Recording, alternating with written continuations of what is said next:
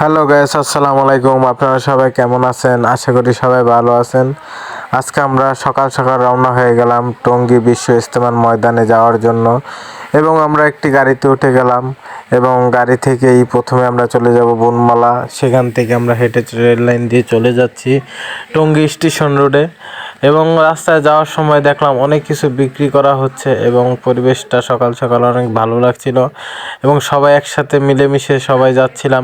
শয়তানি করলাম এবং দেখলাম এখানে আতর, টুপি এবং ইসলামিক যেগুলো জিনিসপত্র আছে সেগুলো বিক্রি করা হচ্ছে। অন্যদিকে খেলনা এগুলো বিক্রি করা হচ্ছে এবং সকাল সকাল এগুলো দেখতে ভারী ভালো লাগছিল এবং উড়ন্ত বেলুন, গ্যাস বেলুন। ওইদিকে দেখি সূর্যটা একটু একটু করে দেখা দিচ্ছে এই ঘন কুয়াশার মাধ্যমে। আমরা চলে আসলাম টঙ্গী স্টেশন রোডে এবং এখানে এসে দেখলাম একটি ট্রেনের ভিতর থেকে অনেক লোক এই টঙ্গীর ইজতেমার ময়দানে এসেছে এবং তাদেরকেও আমার ক্যামেরার মধ্যে বন্দি করে নিলাম এবং সেই সাথে সাথে আমরাও একটি বন্দি হয়ে গেলাম এবং আমরা চলে আসলাম ট্রেনের সাথে এবং ট্রেনটাকেও বন্দি করে নিলাম, অন্তনগর ট্রেন। এবং আমরা চলে আসলাম হাইওয়েতে এবং এখানে এসে দেখলাম প্রচুর পরিমাণে লোক এবং এই জিনিসটা দেখে আরও বেশি ভালো লাগলো এবং সবাই একসাথে হাঁটছিলাম, এটা আরও বেশি ভালো লাগছিল। আর এত পরিমাণ লোক হয়েছে যা আগে কখনো হয় নাই। এই উপরে এত পরিমাণ লোক আর নিচে তো হাঁটার কোনো অবস্থাতেই নেই। আপনারা দেখতে পাচ্ছেন শুধু মানুষ আর মানুষ। নানান দেশ থেকে এখানে আসে এই বিশ্ব ইজতেমা পালন করতে আখেরি মুনাজাতের জন্য এবং উপর থেকে ভিউটা অনেক ভালো লাগছিল। এই জায়গাটা আরও বেশি সুন্দর লাগে অন্ধকারে, যখন শুধু লাইট আর লাইট জ্বালানো হয় এবং অনেক সুন্দর লাগে এই জিনিসটা দেখতে। এই টঙ্গী বিশ্ব ইজতেমার ময়দান উপর থেকে দেখতে ভালো লাগছিল, তাই আমরা উপরে অনেকক্ষণই ছিলাম।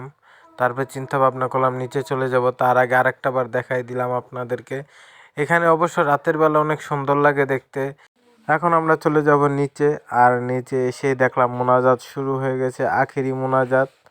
এবং আমরাও মোনাজাত ধরবো এই কারণে একটা পারফেক্ট একটা জায়গা খুঁজতেছিলাম এবং আমরা দাঁড়িয়ে দাঁড়িয়ে মোনাজাত শুরু করে দিলাম। এবং আমার পাশে ছিল আমার তরিকুল মামু, যিনি নাকি মেম্বার, সামনে কাউন্সিলর। এবং এখানে জিনিসটা দেখতে অনেক ভালো ছিল, অনেকে কান্না করছিল, অনেকে শয়তানি করছিল। এই জিনিসটা দেখার পর আমার নিজের কাছে একটু খারাপ লাগলো এবং আমি ভিতরে চলে আসলাম। যেটা দেখেছিলেন উপর থেকে, এখন আমি সেটার ভিতরে, এবং ভিতরে এসে দেখলাম জিনিসটা, পরিবেশটা এত সুন্দর, এত ভালো লাগছিল, মনোমুগ্ধকর, যেটা দেখে আমার অনেক ভালো লাগলো। হঠাৎ করে 5 বছর পর এক বন্ধুর সাথে দেখা হয়ে গেল ইজতেমার মাঠে, ভালো লাগলো।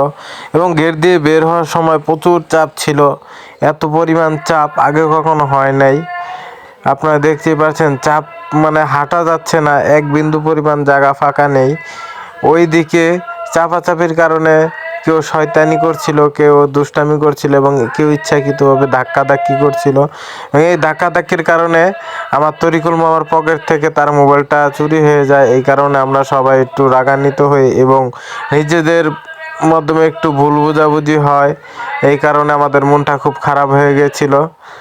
তো ব্যাপার না, ইনশাল্লাহ যা হয় ভালোর জন্যই হয়। এবং অবশেষে আমরা কিছু কেনাকাটা করে নিলাম। সবাই ভালো থাকবেন, সুস্থ থাকবেন। আসসালামু আলাইকুম।